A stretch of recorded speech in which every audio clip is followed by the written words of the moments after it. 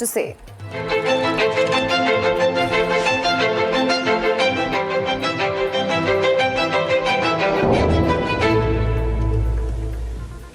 मेरे प्यारे देशवासियों, नमस्कार। साल 2026 का यह पहला मन की बात है। कल 26 जनवरी को हम सभी गणतंत्र दिवस का पर्व मनाएंगे। इसी दिन हमारा संविधान लागू हुआ था। 26 जनवरी का ये दिन हमें अपने संविधान निर्माताओं को नमन करने का अवसर देता है। आज 25 जनवरी का दिन भी बहुत अहम है। आज नेशनल वोटर्स डे है, मतदाता दिवस है। मतदाता ही लोकतंत्र की आत्मा होता है। साथियों, आमतौर पर जब कोई 18 साल का हो जाता है, मतदाता बन जाता है, तो उसे जीवन का एक सामान्य पड़ाव समझा जाता है। लेकिन दरअसल ये अवसर किसी भी भारतीय के जीवन का बहुत बड़ा माइलस्टोन होता है। इसलिए बहुत जरूरी है कि हम देश में वोटर बनने का, मतदाता बनने का उत्सव मनाएं।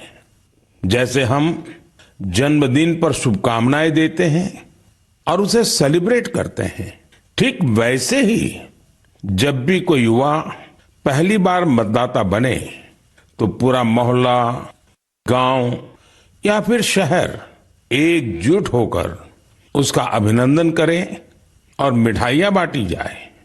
इससे लोगों में वोटिंग के प्रति जागरूकता बढ़ेगी।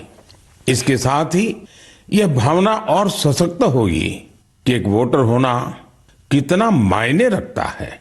साथियों, देश में जो भी लोग चुनावी प्रक्रिया से जुड़े रहते हैं, जो हमारे लोकतंत्र को जीवंत बनाए रखने के लिए जमीनी स्तर पर काम करते हैं, मैं उन सभी की बहुत सराहना करना चाहूंगा।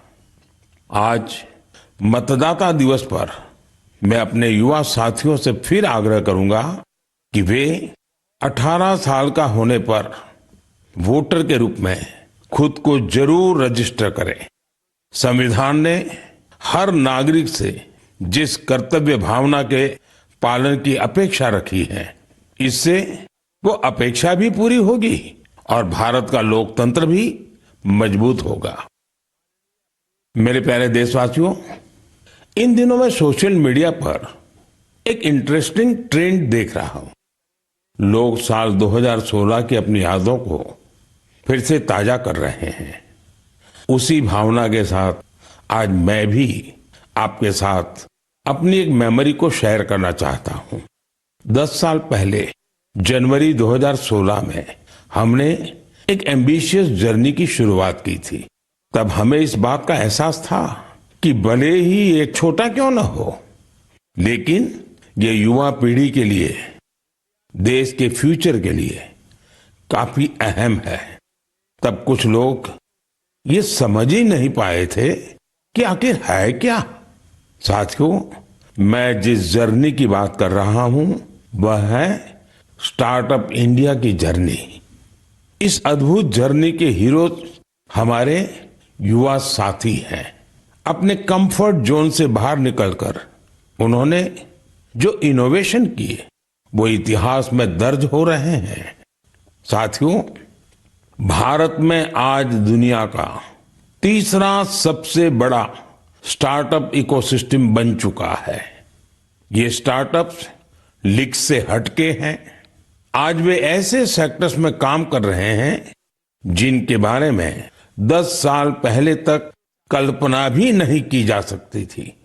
AI, space, nuclear energy, semiconductors, mobility, green hydrogen, biotechnology, आप नाम लीजिए और कोई ना कोई भारतीय स्टार्टअप उस सेक्टर में काम करते हुए दिख जाएगा।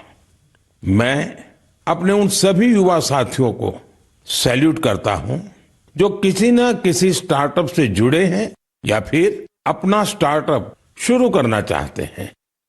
साथियों, आज मन की बात के माध्यम से मैं देशवासियों, विशेषकर इंडस्ट्री और स्टार्टअप से जुड़े युवाओं से एक आग्रह जरूर करना चाहता हूं।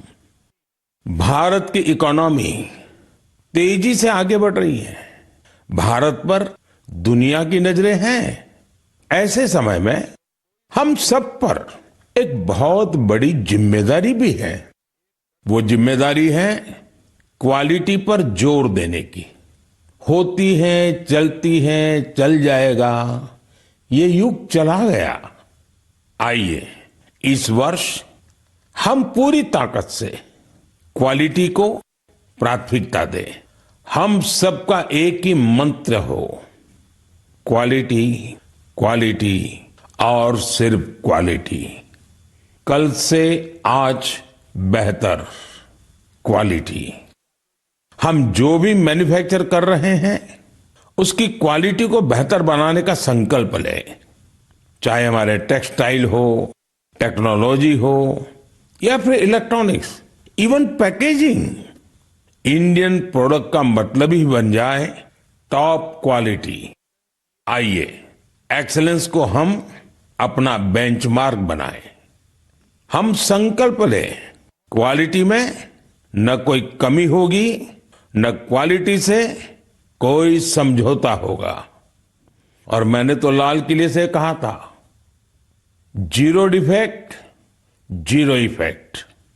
ऐसा करके ही हम विकसित भारत की यात्रा को तेजी से आगे ले जा पाएंगे। मेरे प्यारे देशवासियों, हमारे देश के लोग बहुत इनोवेटिव है। समस्याओं का समाधान ढूंढना हमारे देशवासियों के स्वभाव में है। कुछ लोग ये काम स्टार्टअप्स के जरिए करते हैं, तो कुछ लोग समाज की सामूहिक शक्ति से रास्ता निकालने का प्रयास करते हैं।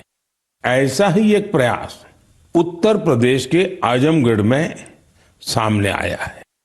यहां से होकर गुजरने वाली तमसा नदी को लोगों ने नया जीवन दिया है।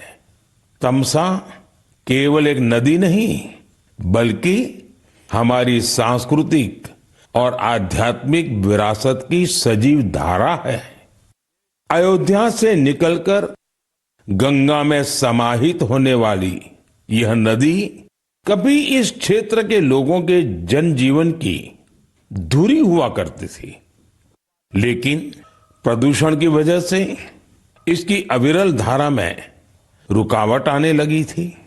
गाद, कूड़ा कचरा और गंदगी ने इस नदी के प्रवाह को रोक दिया था।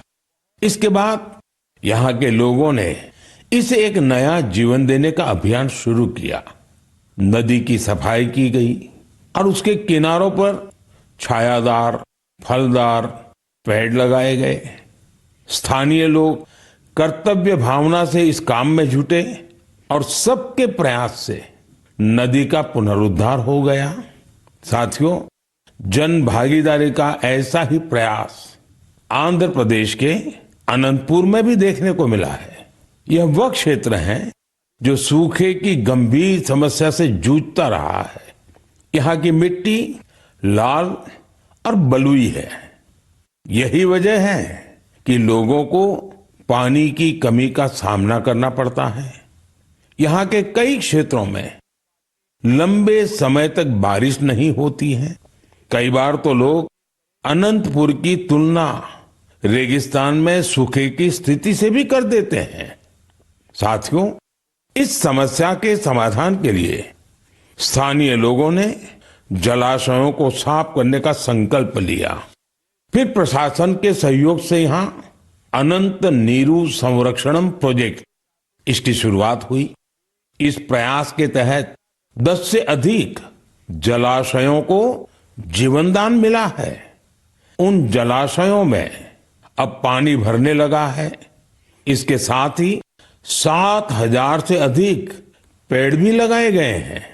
यानी अनंतपुर में जल संरक्षण के साथ साथ ग्रीन कवर भी बढ़ा है। यहाँ बच्चे अब तैराकी का आनंद भी ले सकते हैं। एक प्रकार से कहें तो यहाँ का पूरा इकोसिस्टम फिर से निखर उठा है। साथियों, आजमगढ़ हो, अनंतपुर हो या फिर देश की कोई और जगह, ये देखकर खुशी होती है कि लोग एकजुट होकर कर्तव्य भाव से बड़े संकल्प सिद्ध कर रहे हैं। जन भागीदारी और सामूहिकता की यही भावना हमारे देश की सबसे बड़ी ताकत है। मेरे प्यारे देशवासियों, हमारे देश में भजन और कीर्तन सदियों से हमारी संस्कृति की आत्मा रहे हैं। हमने मंदिरों में भजन सुने हैं, कथा सुनते वक्त सुने हैं और हर दौर ने भक्ति को अपने समय के हिसाब से जिया है। आज की पीढ़ी भी कुछ नए कमाल कर रही है। आज के युवाओं ने भक्ति को अपने अनुभव और अपनी जीवन शैली में ढाल दिया है।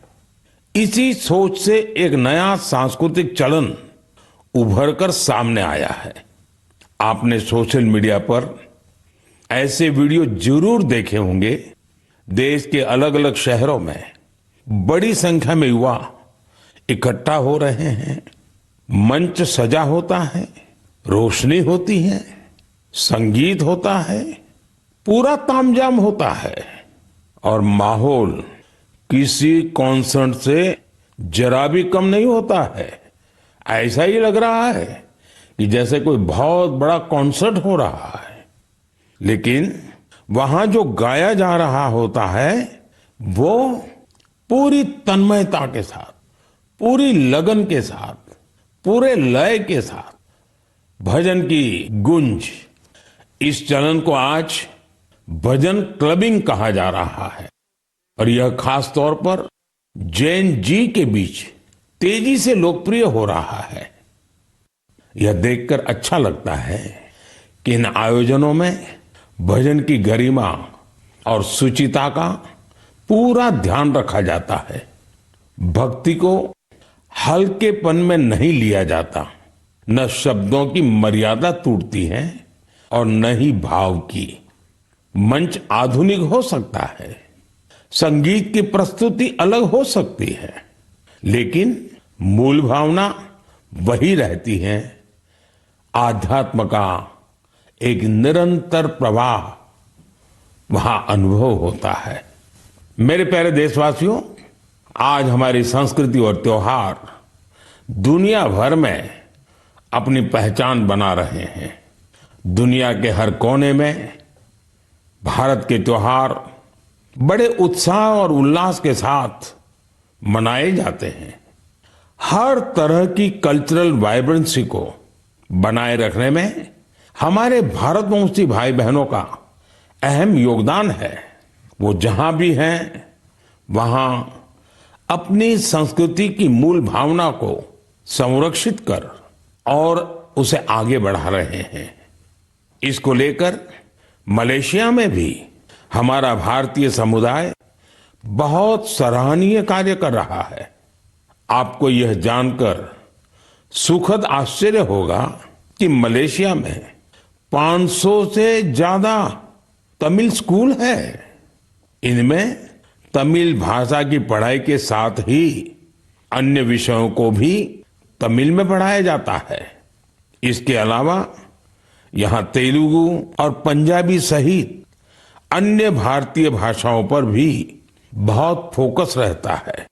साथियों, भारत और मलेशिया के बीच ऐतिहासिक और सांस्कृतिक संबंधों को मजबूत करने में एक सोसाइटी की बड़ी भूमिका है। इसका नाम है मलेशिया इंडिया हेरिटेज सोसाइटी। अलग अलग कार्यक्रमों के साथ ही यह संस्था एक हेरिटेज वॉक का भी आयोजन करती है। इसमें दोनों देशों को आपस में जोड़ने वाले सांस्कृतिक स्थलों को कवर किया जाता है। पिछले महीने मलेशिया में लाल पाड़ साड़ी आइकॉनिक वॉक, इसका आयोजन किया गया। इस साड़ी का बंगाल की हमारी संस्कृति से विशेष नाता रहा है। इस कार्यक्रम में सबसे अधिक संख्या में इस साड़ी को पहनने का रिकॉर्ड बना, जिसे मलेशियन बुक ऑफ रिकॉर्ड्स में दर्ज किया गया। इस मौके पर ओडिसी डांस और बाउल म्यूजिक ने तो लोगों का दिल जीत लिया।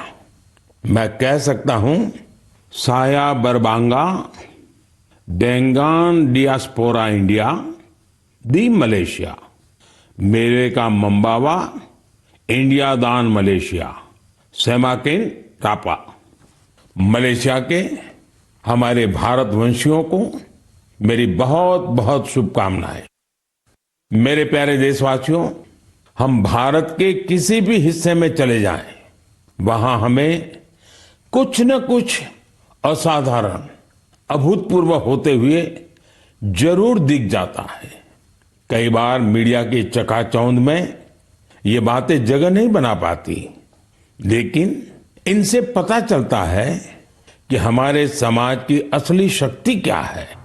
इनसे हमारे उन वैल्यू सिस्टम्स की भी झलक मिलती है जिनमें एकजुटता की भावना सर्वोपरि है। गुजरात में बेचरा जी के चंदन की गांव की परंपरा अपने आप में अनूठी है।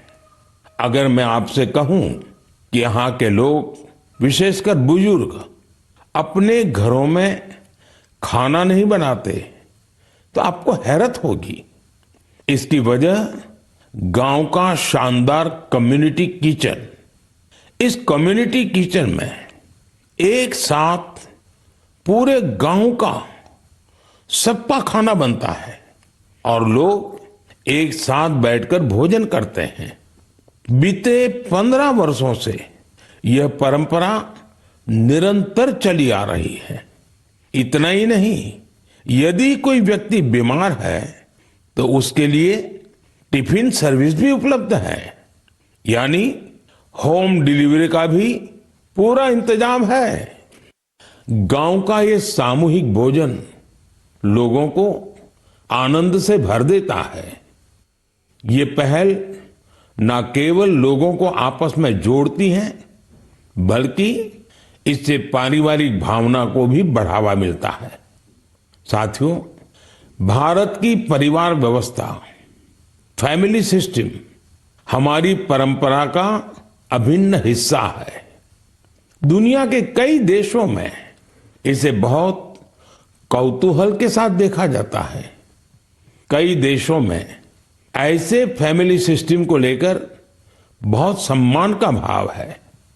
कुछ ही दिन पहले ही मेरे ब्रदर यूएई के राष्ट्रपति महामहिम शेख मोहम्मद बिन जायद अल नाहयान भारत आए थे।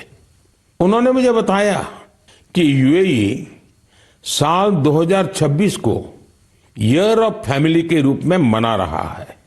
मकसद ये कि वहां के लोगों के बीच सौहार्द और सामुदायिक भावना और मजबूत हो।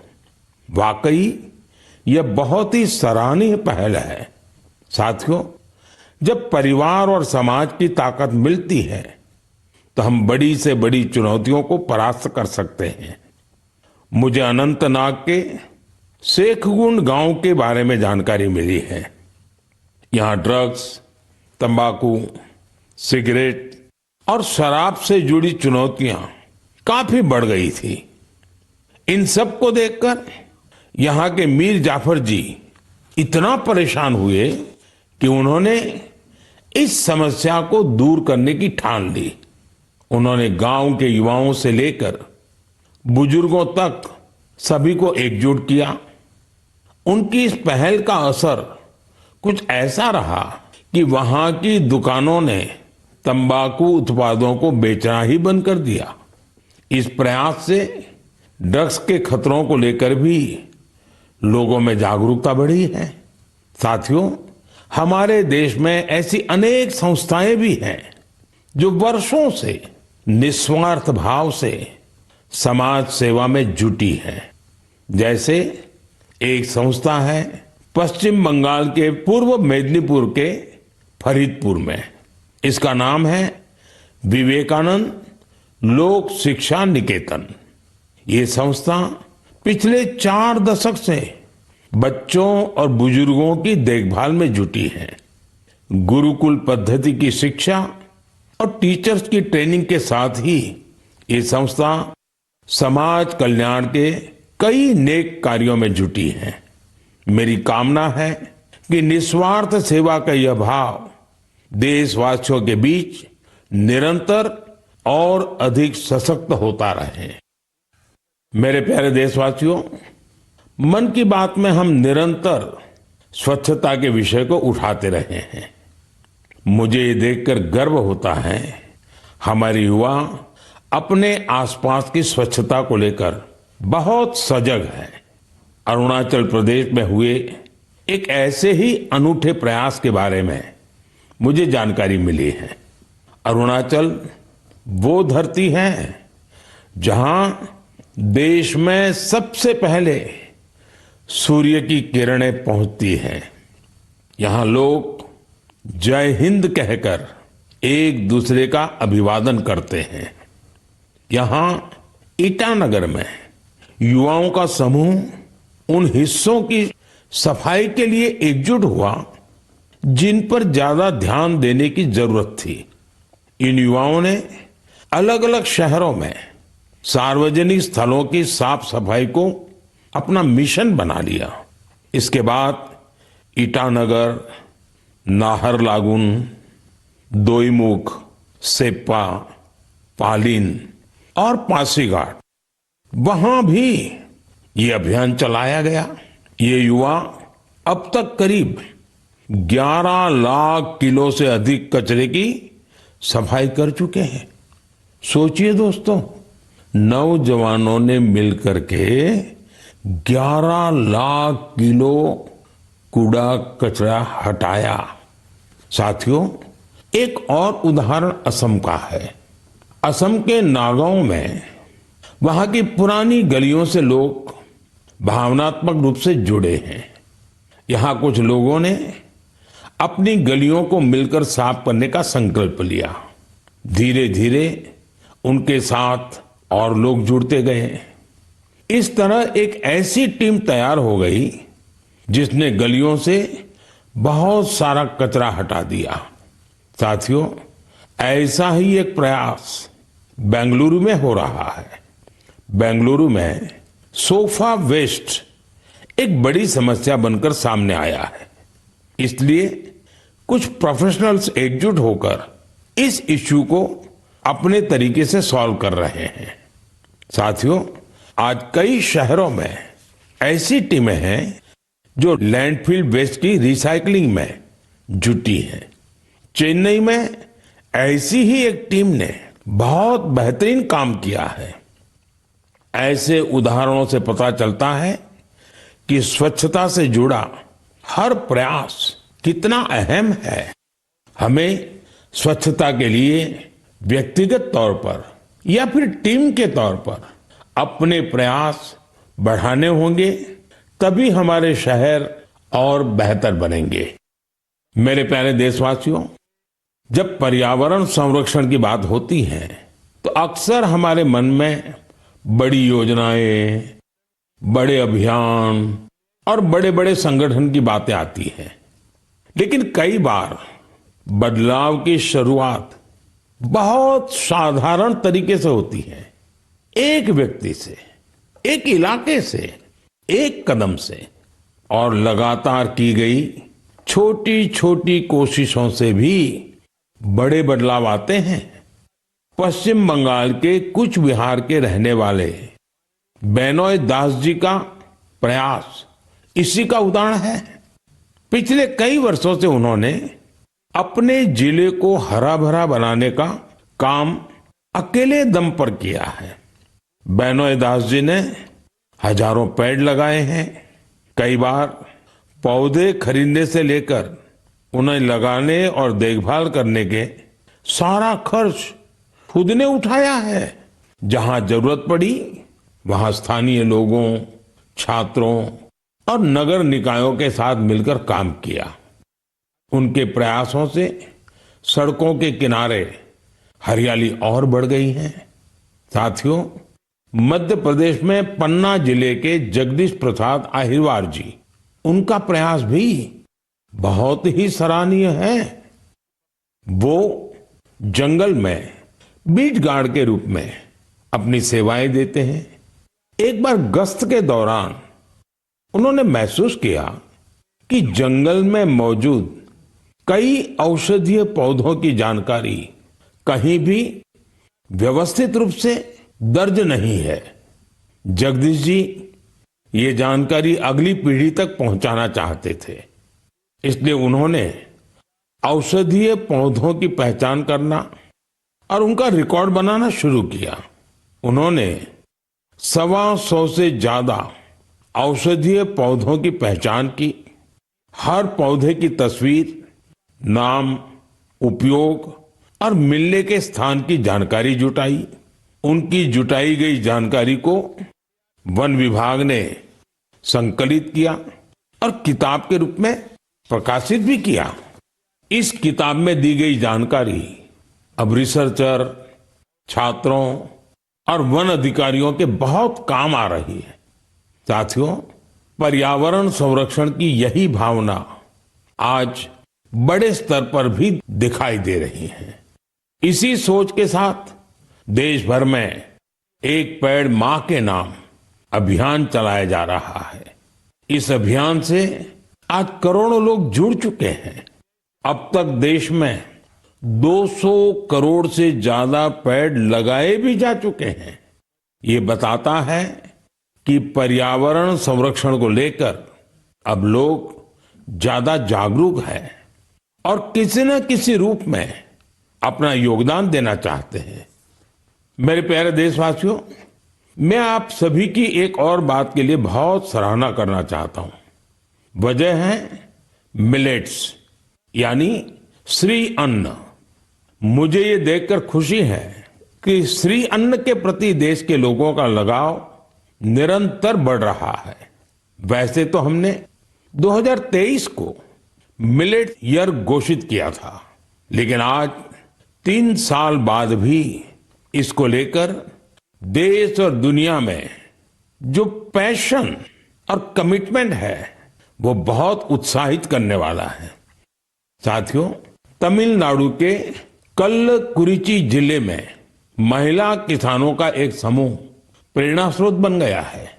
यहाँ के पेरिया पालयम मिलेट एफपीसी से लगभग 800 महिला किसान जुड़ी हैं। मिलेट्स की बढ़ती लोकप्रियता को देखते हुए इन महिलाओं ने मिलेट प्रोसेसिंग यूनिट की स्थापना की। अब वो मिलेट से बने उत्पादों को सीधे बाजार तक पहुंचा रही हैं।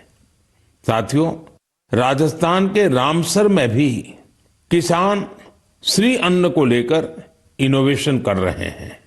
यहाँ के Ramsar organic farmer producer company से 900 से अधिक किसान जुड़े हैं।